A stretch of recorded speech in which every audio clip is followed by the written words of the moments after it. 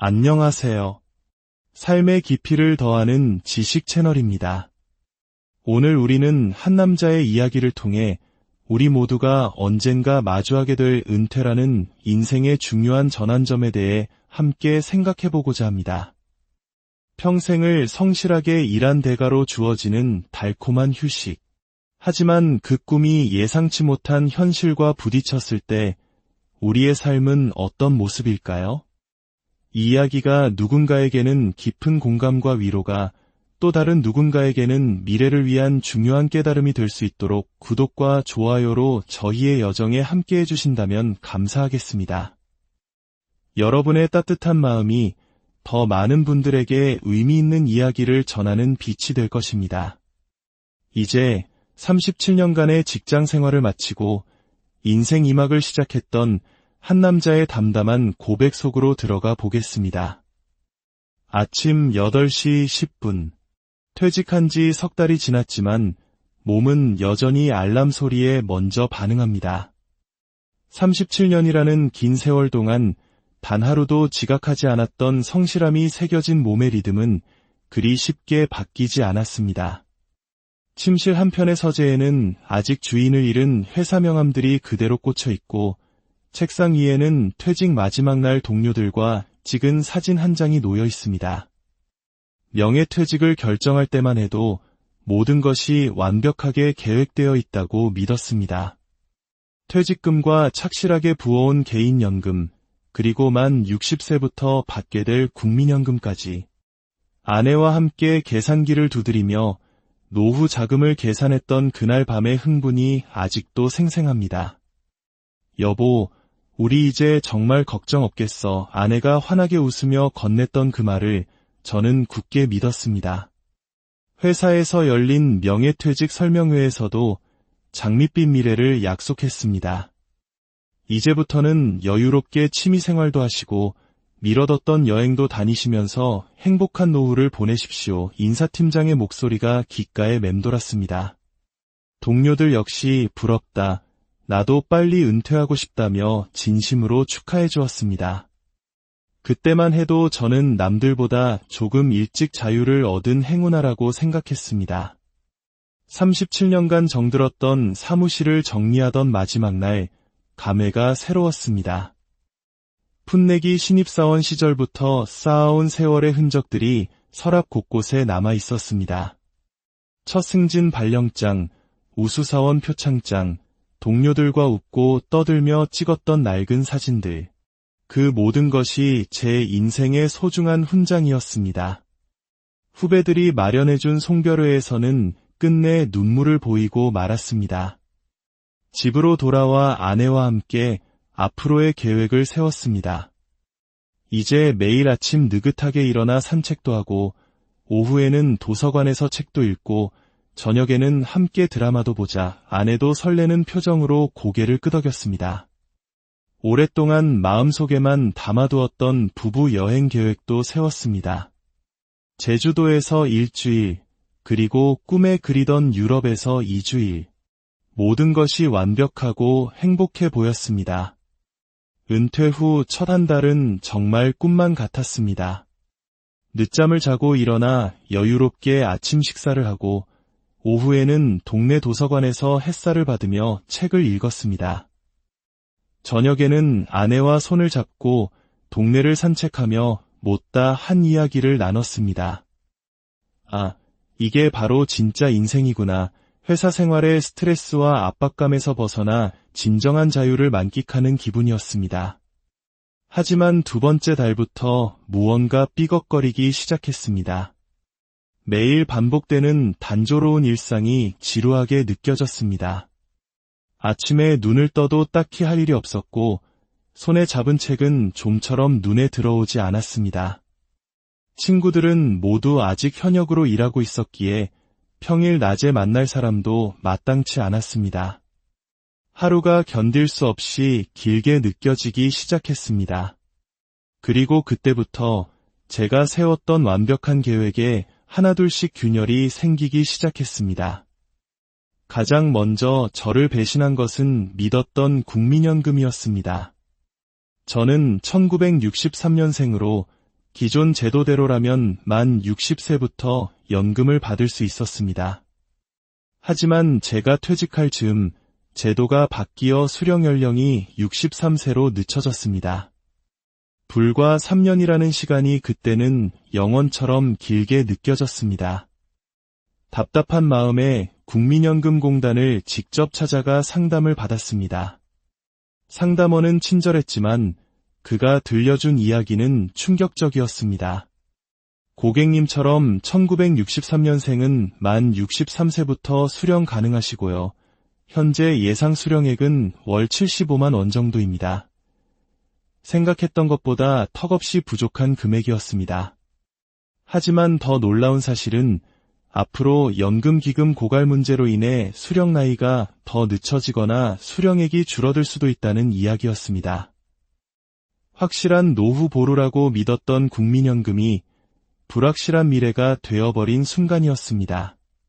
퇴직금 역시 기대에 미치지 못했습니다. 37년 근속인이 넉넉할 것이라 생각했지만 특히 코로나 19시기에 삭감되었던 급여가 반영되면서 예상보다 적은 금액을 손에 쥐게 되었습니다. 회사 측은 법적 기준에 따라 정확히 계산했다는 말만 반복할 뿐이었습니다. 마음 한구석이 허탈했습니다. 20년간 꾸준히 부어온 개인연금도 마찬가지였습니다. 가입 당시 설계사가 장담했던 높은 수익률은 그저 희망사항일 뿐 실제 수익률은 물가 상승률을 겨우 따라가는 수준이었습니다. 설상가상으로 무섭게 치솟는 물가가 저희 부부의 숨통을 조여왔습니다. 은퇴 계획을 세울 때는 현재 물가를 기준으로 계산했지만 막상 퇴직하고 나니 세상 모든 것의 가격이 올라 있었습니다. 특히 의료비 지출이 만만치 않았습니다. 회사에서 지원해주던 종합건강검진과 의료비 혜택이 사라지자 개인적으로 병원을 다니는 비용이 고스란히 부담으로 돌아왔습니다. 지역 가입자로 전환된 건강보험료 고지서를 받았을 때는 정말 눈앞이 캄캄했습니다.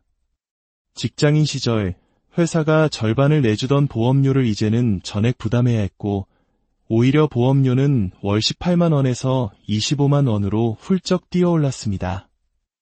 월급이 있을 때는 미처 몰랐던 고정 지출의 무게도 버거웠습니다.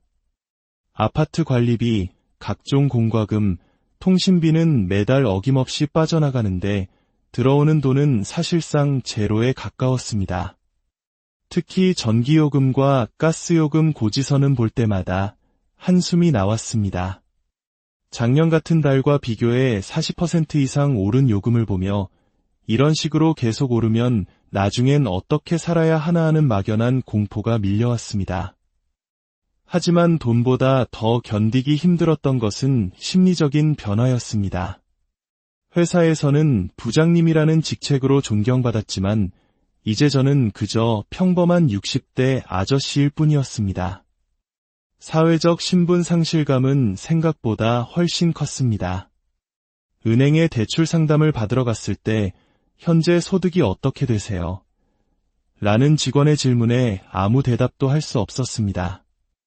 무직이라고 말하기가 너무나 초라했습니다. 37년간 성실하게 살아온 한 사람이 하루아침에 사회적으로 무용한 존재가 되어버린 기분이었습니다. 아내 역시 힘들어했습니다. 하루 종일 집에만 있는 남편 때문에 자신만의 시간이 사라졌다며 불만을 토로했습니다. 당신이 집에 있으니 내가 마음 편하게 드라마도 못 보겠어. 결혼 28년 만에 처음 듣는 아내의 불만이었습니다. 아내의 친구 모임에서도 어깨가 움츠러든다고 했습니다. 다른 친구 남편들은 아직 모두 현직에 있는데 혼자 남편이 집에 있다 보니 위축된다는 것이었습니다. 남들은 남편 월급 자랑, 승진 자랑하는데 나는 할 말이 없어. 아내의 서운한 목소리에 가슴이 미어졌습니다. 경제적 압박과 심리적 위축이 계속되면서 저는 결국 다시 일자리를 찾아야 한다는 결론에 이르렀습니다. 하지만 50대 후반의 남성에게 재취업의 문은 냉혹했습니다. 경력직 채용 공고는 대부분 40대까지가 마지노선이었고 나이 제한이 없는 곳은 대부분 고된 육체 노동뿐이었습니다. 인력사무소 상담원은 제게 이렇게 말했습니다. 요즘 기업들이 나이 든 사람을 잘 안 뽑아요. 특히 부장님처럼 관리직 경험만 있으신 분들은 현장직에 적응하기 어렵다고 생각해서 더 기피합니다. 37년간 쌓아온 경력과 노하우가 오히려 취업에 걸림돌이 된다는 현실이 믿기지 않았습니다. 그러던 중 동네 택배 대리점에서 상하차 작업을 할 사람을 구한다는 소식을 들었습니다. 망설였지만 저에게는 다른 선택지가 없었습니다. 며칠 밤낮을 고민한 끝에 저는 택배 일을 시작하기로 결심했습니다. 첫 출근 날 새벽 5시, 37년간 입었던 정장 대신 어색한 작업복을 입고 나서는 기분은 참으로 묘했습니다. 함께 일하는 동료들은 대부분 저보다 한참 어린 청년들이었고 저를 아저씨라고 부르며 어색해했습니다. 평생을 사무실에 앉아 일하다 갑자기 무거운 짐을 나르려니 몸이 따라주지 않았습니다. 첫 주는 온몸이 부서지는 듯한 근육통에 시달렸고 특히 허리와 어깨 통증이 심해 잠을 이룰 수 없었습니다. 이 나이에 내가 왜 이런 일을 해야 하나 하는 자괴감에 눈물이 핑 돌았습니다. 하지만 한 달 후 제 이름이 찍힌 월급 봉투를 받았을 때 저는 오랜만에 뿌듯함을 느꼈습니다. 예전 월급의 4분의 1도 안 되는 돈이었지만 내 힘으로 번 돈이라는 사실에 마음이 한결 놓였습니다. 아내도 그래도 이제 조금 안심이 되네라며 오랜만에 밝은 표정을 보여주었습니다. 하지만 새로운 문제는 제 건강에서 나타났습니다. 무리한 육체노동 탓에 허리와 무릎 통증이 심해졌고 병원에서는 퇴행성 관절염 초기라는 진단을 내렸습니다. 의사는 무리하지 말라고 했지만 생계를 위해 일을 쉴 수는 없었습니다. 결국 일주일에 3번씩 물리치료를 받으며 일을 계속했습니다. 힘들게 번 돈의 상당 부분이 다시 병원비로 나가는 악순환이었습니다. 그렇게 하루하루를 버텨나가던 어느 날 제 인생을 송두리째 흔드는 시련이 찾아왔습니다. 아내가 건강검진에서 이상 소견이 있다는 통보를 받은 것입니다. 정밀 검사 결과 유방암 초기라는 진단이 내려졌습니다. 세상이 무너지는 듯한 충격이었습니다.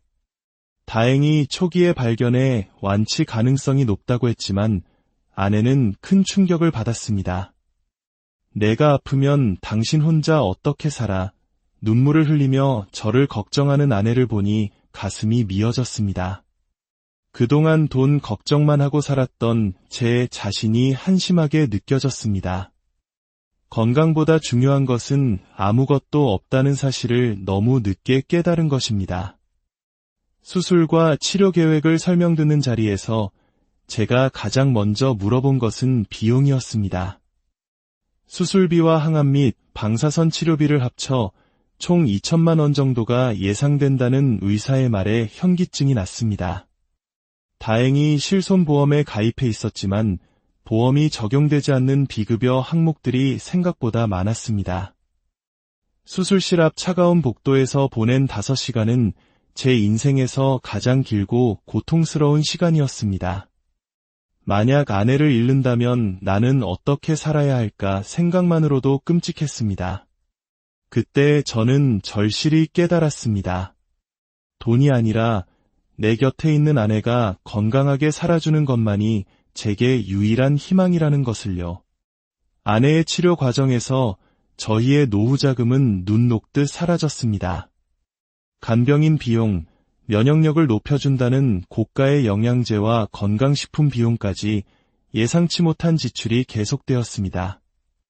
수입이 끊기면 치료비를 감당할 수 없었기에 저는 아내의 간병을 간병인에게 맡기고 매일 새벽 택배 현장으로 나가야만 했습니다. 엎친 데 덮친 격으로 부동산 시장이 얼어붙으면서 저희의 마지막 보루였던 아파트 가격마저 3억 원 가까이 떨어졌습니다. 집을 팔아 좀 더 작은 곳으로 이사하고 남은 돈으로 생활비를 충당하려던 계획은 물거품이 되었습니다. 대출 금리는 계속 올라 매달 갚아야 할 이자는 늘어만 갔습니다. 주변 친구들의 상황도 저와 크게 다르지 않았습니다. 명예퇴직 후 생활고에 시달리다 새벽 배송 일을 하던 친구가 교통사고를 당했다는 소식, 퇴직금으로 야심차게 차린 치킨집이 코로나 여파로 1년 만에 망했다는 소식, 경비 일을 시작했지만 야간 근무로 건강이 나빠졌다는 소식들이 들려왔습니다. 그것은 더 이상 남의 일이 아니었습니다. 우리 세대가 함께 겪고 있는 고통스러운 현실이었습니다. 절망의 끝에서 아주 조금씩 희망의 빛이 보이기 시작했습니다. 다행히 아내의 수술은 성공적이었고 힘든 항암 치료를 이겨낸 후 재발 징후도 없다는 기쁜 소식을 들었습니다. 건강을 되찾은 아내는 집에서 할 수 있는 온라인 번역 일을 시작했습니다. 한 달에 30만 원 남짓한 적은 돈이었지만 우리 부부에게는 천금같이 소중한 수입이었습니다. 저 역시 1년 넘게 택배 일을 하면서 나름의 요령이 생겼습니다. 꾸준한 물리치료로 몸의 통증도 많이 나아졌고 젊은 동료들과도 스스럼 없이 어울리며 일하는 재미를 느끼게 되었습니다. 무엇보다 고생하십니다. 라며 인사를 건네는 사람들을 만날 때마다 비록 힘든 일이지만 내가 여전히 사회에 필요한 존재라는 보람을 느낄 수 있었습니다. 우리의 삶은 완전히 바뀌었습니다. 아내의 병을 계기로 건강의 소중함을 깨닫고 매일 새벽 함께 운동을 시작했습니다. 기름진 음식 대신 아내가 텃밭에서 직접 기른 채소 위주의 건강한 식단으로 밥상을 차렸습니다. 불필요한 지출을 줄이고 외식은 한 달에 한두 번으로 옷은 꼭 필요할 때만 사면서 검소한 생활에 적응해 나갔습니다. 함께 어려움을 겪으면서 아내와의 관계는 그 어느 때보다 돈독해졌습니다. 저녁 식사 후 손을 잡고 동네를 산책하며 하루 동안 있었던 소소한 일들을 나누는 시간이 세상에서 가장 소중한 행복이 되었습니다. 현재 저는 여전히 택배 일을 하고 있습니다. 아내는 건강을 회복하고 재택근무를 통해 조금씩 수입을 늘려가고 있습니다. 국민연금을 받게 될 63세까지는 아직 3년이 더 남았습니다. 처음 은퇴를 꿈꿀 때 그렸던 장밋빛 노후와는 거리가 멀지만 저희는 지금 그 어느 때보다 행복합니다. 이 모든 과정을 겪으며 저는 깨달았습니다. 은퇴 준비란 단순히 돈만 모으는 것이 아니라는 것을, 건강을 관리하고 소중한 인간관계를 지키고 어떤 상황에서도 다시 일어설 수 있다는 마음의 준비가 동반되어야 한다는 것을 말입니다. 인생은 계획대로 되지 않았지만 그 속에서 우리는 돈보다 더 소중한 가치를 발견했습니다. 서로를 의지하며 어려움을 함께 극복해 나가는 과정 속에서 진정한 가족의 의미를 찾았고 주어진 현실에 감사하며 살아가는 법을 배웠습니다. 오늘도 어김없이 새벽 알람이 울리면 저는 정장 대신 작업복을 입고 일터로 향합니다. 비록 고된 하루가 기다리고 있겠지만 제게는 사랑하는 아내가 있고 일할 수 있는 건강한 몸이 있다는 사실에 감사합니다. 세상의 모든 일이 계획대로 되지는 않지만 희망을 잃지 않는 한 우리의 삶은 계속될 가치가 있다는 것을 저는 이제 믿습니다. 이 이야기가 지금 비슷한 어려움을 겪고 계신 분들에게 그리고 다가올 미래를 준비하는 모든 분들에게 작은 울림이 되었기를 바랍니다. 시청